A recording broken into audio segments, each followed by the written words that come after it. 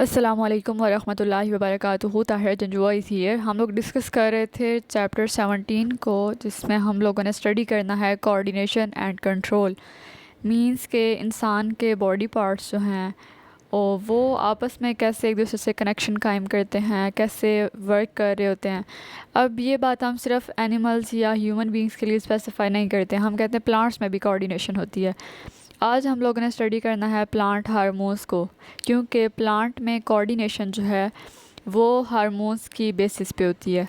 Hormones जो हैं वो रिलीज़ हो रहे होते हैं, वो एक्टिविटीज़ परफॉर्म कर रहे होते हैं। वो एक्टिविटीज़ जो हैं वो प्लांट की हेल्थ, उसके सर्वाइवल, उसके मेंटेनेंस में रोल प्ले कर रही होती हैं। प्लांट हार्मोन्स में हमारे पास 5 हार्मोन्स आते हैं: auxin, cytokinin, ethylene, gibberellin and abscisic acid. Coordination in plants में हम देख लेते हैं कि प्लांट्स में कोऑर्डिनेशन कैसे होती है। प्लांट्स में जो कोऑर्डिनेशन का प्रोसेस है ना, वो कुछ केमिकल सब्सटेंसेस की मौजूदगी में हो रहा होता है। कुछ केमिकल्स रिक्वायर्ड होते हैं। उन केमिकल्स को कहा जाता है कि वो प्लांट के हार्मोन्स हैं या फाइटो हार्मोन्स हैं। फाइटो हार्मोन्स जो है ना, ये फोटोसिंथेसिस के प्रोसेस को भी इंक्लूड करते हैं। ये सनलाइट की प्रेजेंस में हो रहे होते हैं, इसलिए फ़ाइटो का टर्म यूज़ हुआ है यहाँ पे। 5 मेन हार्मोन्स जो हैं उनको हम लोगों ने बात कर ली कि वो ऑक्सिन, जिब्रेलिन, साइटोकाइनिन और एब्सिसिक एसिड एंड इथाइलिन होते हैं। अब देख लेते हैं कि ऑक्सिन क्या करते हैं। ऑक्सिन जो है वो सेल डिवीजन में हेल्प कर रहा होता है, सेल इलोंगेशन में, यानी सेल के साइज़ को इनलार्ज करने में और प्लांट के बॉडी पार्ट्स को इंक्रीज़ करने में, उनकी ग्रोथ में, उनके डेवलपमेंट में। उसके बाद है जिब्रेलिन। जिब्रेलिन जो है ना, ये स्टेम को की ग्रोथ में हेल्प कर रहा होता है, तने की ग्रोथ में हेल्प कर रहा होता है, तने को स्ट्रॉन्ग कर रहा होता है। और ब्रांचेस, शाखें जो हैं उनको सपोर्ट करता है, सीड जर्मिनेशन में हेल्प करता है। साइटोकाइनिन सेल डिवीजन में हेल्प करता है और फल और बीज के बनने में हेल्प कर रहा होता है। एब्सिसिक एसिड जो है वो ग्रोथ को स्टॉप करता है, यानी ग्रोथ की स्पीड को या लेवल को कम कर देता है, ग्रोथ को इफ़ेक्ट करता है और इससे पत्ते जो हैं वो मुरझा रहे होते हैं अगर एब्सिसिक एसिड की एक्टिविटी ज़्यादा हो जाती है। उसके बाद इथाइलिन जो है वो राइपनिंग के लिए यूज़ होता है, फ्लावर्स को या फ्रूट्स को राइपन करने के लिए। उसके बाद आता है ऑक्सिन। ऑक्सिन हार्मोन को डिनोट किया जाता है IAA से। ये शूट एपिक्स के अंदर सिंथेसाइज्ड होता है। अब फंक्शंस देख लेते हैं हम लोग ऑक्सिन के। फंक्शंस में हम बात करते हैं, ऑक्सिन के फंक्शंस को देख लें तो हम कहते हैं कि ऑक्सिन जो है ना वो सेल डिवीजन में हेल्प कर रहा होता है, सेल एलोंगेशन में हेल्प करता है और एपिकल डोमिनेंस को प्रमोट कर रहा होता है। एपिकल डोमिनेंस मींस, एपिकल जो है ना, हम वो ऊपर वाले रीजन को कहते हैं। एपिकल रीजन जो है वो प्लांट का पार्ट होता है जहाँ से सेल ने इलोंगेट करना होता है, और जब सेल इलोंगेट करेगा तभी उसकी ग्रोथ होगी, उसकी डेवलपमेंट होगी और वो एग्रीकल्चर में अपना रोल प्ले कर रहा होगा। ये हम लोग देखते हैं कि ये ऑक्सिन का रोल है। उसके बाद एडवेंटिशियस रूट्स। ये रूट की एक टाइप होती है एडवेंटिशियस रूट्स। जब प्राइमरी रूट्स जो है ना वो फर्दर डिवाइड हो जाती हैं तो उनको कहा जाता है कि वो एडवेंटिशियस रूट्स हैं और वो डाउन दी अर्थ से ज़्यादा हो जाती हैं उनका लेवल। और ये मूवमेंट भी करवाता है स्टेम और रूट में मटेरियल की, ताकि न्यूट्रिएंट्स जो हैं या मिनरल्स जो हैं वो सही तरह प्लांट्स को मिलते रहें और फ्रूट की डेवलपमेंट में भी हेल्प कर रहा होता है। उसके बाद आता है जिब्रेलिन। जिब्रेलिन को GA से डिनोट किया जाता है और ये फंगल कल्चर्स के थ्रू प्रोड्यूस किया जाता है। ये स्टिमुलेट करता है रूट की ग्रोथ को और स्टेम की ग्रोथ को, और ये जुवेनाइल से अडल्ट फॉर्म में चेंज करता है किसी भी प्लांट को, यानी उसकी ग्रोथ को इंक्रीज़ कर रहा होता है। इसको जो मिनरल्स रिक्वायर्ड होते हैं ना वो कैल्शियम, पोटाशियम और फास्फोरस होते हैं। उसके बाद अमाइलेज एक्टिविटीज़ के अंदर इन्वॉल्व होती है।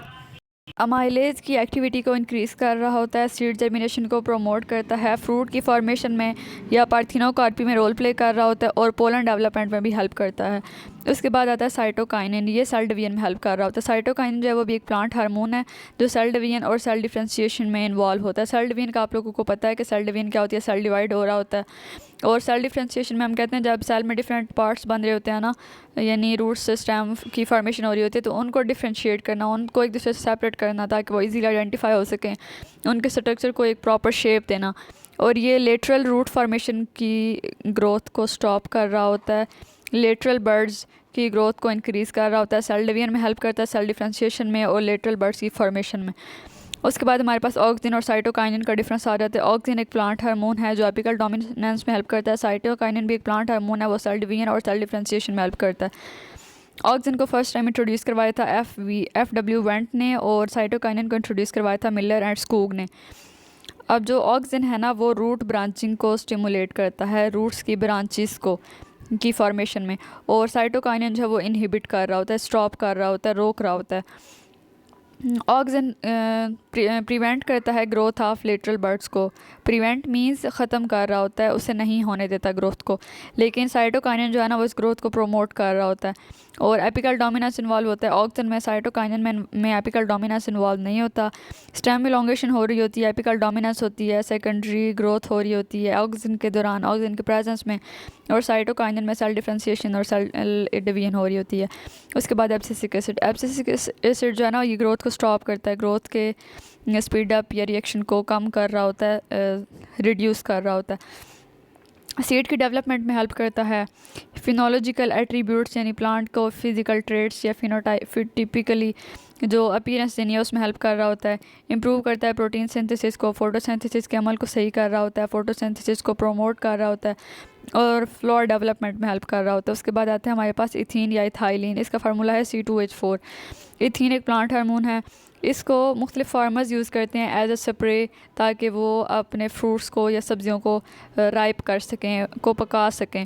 आप लोगों ने अगर गौर किया हो तो हमारे आसपास जो मौसम से पहले सब्जियां या फल हमारे पास मौजूद होते हैं वो इसीलिए होते हैं क्योंकि उनके ऊपर इथीन का, इथाइलिन का स्प्रे किया जाता है और उनकी जो राइपनिंग पीरियड है उसको फास्ट किया जाता है और वो जल्दी पक जाते हैं।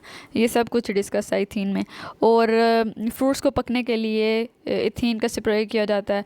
अगर आप लोगों को याद हो तो जब केला होता है, जब केला बन रहा होता है तो वो सब्ज़ रंग का होता है, लेकिन उस सब्ज़ रंग के केले को उतार लिया जाता है, उसके ऊपर इथीन या इथाइलिन का स्प्रे किया जाता है, उसे कुछ टाइम के लिए इंसुलेशन में रखा जाता है, यानी रूम टेम्परेचर दिया जाता है और उसके बाद वो पक जाते हैं। सीड मैचुरेशन में हेल्प करते हैं, उसके बाद सीड जर्मिनेशन में हेल्प कर रहे होते हैं। Development of wax on peel, wax on peel means fruit के या वेजिटेबल के ऊपर जो छिलके की फॉर्मेशन होती है उसको हेल्प कर रहे होते हैं और एब्सिशन ऑफ फ्रूट काज कर रहे होते हैं। अगर एनिमल्स में कोऑर्डिनेशन की बात करें तो हम कहते हैं कि एनिमल्स जो है ना वो हाईली इवॉल्व्ड हैं, उनमें बहुत ज़्यादा हद तक एवोल्यूशन हो गई है। लेकिन अगर हम एनिमल्स में बात करें तो हम कहते हैं कि दो तरह के सिस्टम्स मौजूद हैं, उनमें एक नर्वस कोऑर्डिनेशन आता है, एक केमिकल कोऑर्डिनेशन आता है। नर्वस कोऑर्डिनेशन में ब्रेन होती है, ब्रेन स्पाइनल कॉर्ड इन्वॉल्व होता है, न्यूरॉन्स, नर्व सेल्स इन्वॉल्व होते हैं। लेकिन जो केमिकल कोऑर्डिनेशन है इसमें हार्मोन्स और ग्लैंड्स वगैरह रोल प्ले कर रहे होते हैं। एनिमल्स के नर्वस सिस्टम की बात करें तो यहाँ पर स्पेशलाइज्ड सेल्स होते हैं जिनको न्यूरॉन्स कहा जाता है और ये सेंट्रल नर्वस सिस्टम में प्रेजेंट होते हैं और इनके पास कुछ एलिमेंट्स प्रेजेंट होते हैं जिनको रिसेप्टर्स, इफेक्टर्स और न्यूरॉन्स कहा जाता है।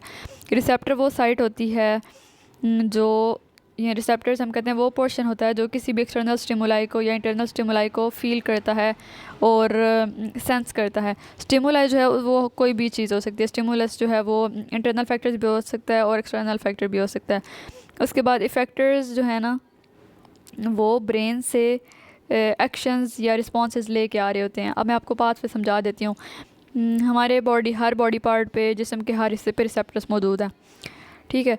तो कोई भी फॉर एग्ज़ाम्पल मैंने एक गर्म कैंडल के ऊपर हाथ रखा हुआ है तो मेरे हाथ पे रिसेप्टर्स मौजूद थे जिन्होंने उस हीट को सेंस किया, फिर वो रिसेप्टर्स जो हैं वो मैसेज को लेके गए मेरे ब्रेन तक थ्रू न्यूरॉन्स, और ब्रेन से वापस जो मैसेज आया है मेरी फिंगर तक या मेरे हाथ तक वो मैसेज भेजा है इफ़ेक्टर्स ने, और उस रिस्पॉन्स के तहत मैंने अपना हाथ पीछे खींच लिया। और न्यूरॉन्स होते हैं या नर्व सेल्स होते हैं जो मैसेज को कन्वे कर रहे होते हैं एक रिसेप्टर से इफ़ेक्टर्स तक। कुछ और रिसेप्टर्स भी ह्यूमन बॉडी में प्रेजेंट होता है। मैकेनो रिसेप्टर्स जो मूवमेंट को डिटेक्ट कर रहे होते हैं, फॉर एग्जांपल साउंड वेव्स को, ये हमारी ईयर या स्किन में आर्टरीज में प्रेजेंट होते हैं। कीमो रिसेप्टर्स केमिकल्स को सेंस कर रहे होते हैं, पीएच को, मोलेक्यूल्स को, ये हमारे टंग और नोज टिश्यूज़ में प्रेजेंट होते हैं। उसके बाद आते हैं थर्मो रिसेप्टर्स, ये टेम्परेचर को सेंस कर रहे होते हैं, हीट और कोल्ड स्टिमुलस होता है इनका, और ये स्किन और हाइपोथैलेमस में प्रेजेंट होते हैं। Photo receptors, photo means light, ये विजिबल स्पेक्ट्रम को देख रहे होते हैं, लाइट को सेंस कर रहे होते हैं, और लोकेशन इनकी होती है आइज़, हमारी रेटिना में। ये भी पिछली बात डिस्क्राइब की हुई है कि रिसेप्टर वीएन में रॉड एंड कॉन्स इन्वॉल्व होते हैं। इलेक्ट्रोमैग्नेटिक टाइप होती है रिसेप्टर की, ऑर्गन रेटिना होता है, स्टिमुलस लाइट होता है। हेयरिंग में वाइब्रेशन जो है वो स्टिमुलस का रोल प्ले करती है। ऑल्फैक्शन हम कहते हैं सेंस करना, यहाँ पे केमिकल्स इन्वॉल्व होते हैं। टेस्ट में हम फूड केमिकल्स को इन्वॉल्व कर रहे होते हैं। टच में प्रेशर भी हो सकता है, पेन भी हो सकता है, टेम्परेचर भी हो सकता है। और इंट्रोस्पेक्शन जो है ना, इसमें हमारे पास ब्लड प्रेशर भी हो सकता है और पीएच भी हो सकता है, जिनको मैं ये किया जा रहा होता है। ह्यूमन के ऑर्गन्स की बात करें या जो स्किन में प्रेजेंट होते हैं, तो हम कहते हैं कि स्किन के ह्यूमन की स्किन की अगर हम इंटरनल स्ट्रक्चर की बात करें तो सबसे आउटर लेयर होती है एपिडर्मस, उसके बाद है डर्मस और उसके बाद है हाइपोडर्मस। और इसके अलावा यहाँ पे मुख्तलिफ रिसेप्टर्स भी मौजूद होते हैं। थर्मो रिसेप्टर्स जो है ना वो हीट या कोल्ड को सेंस कर रहे होते हैं। जो मेसेनर्स कॉर्पसल होते हैं वो टच के स्टिमुलस को। नोकी रिसेप्टर जो है ना ये पेन को सेंस कर रहे होते हैं और पेक्नियन कॉर्पसल जो है ना ये प्रेशर को सेंस कर रहे होते हैं। आई होप आज के लेक्चर में जितना भी हम लोगों ने डिस्कस किया है उसकी आपको समझ आ गई होगी। कोई भी कन्फ्यूजन हो तो आप लोग पूछ सकते हैं। Most welcome. फ़ी अमान अल्लाह। अल्लाह हाफ़िज़।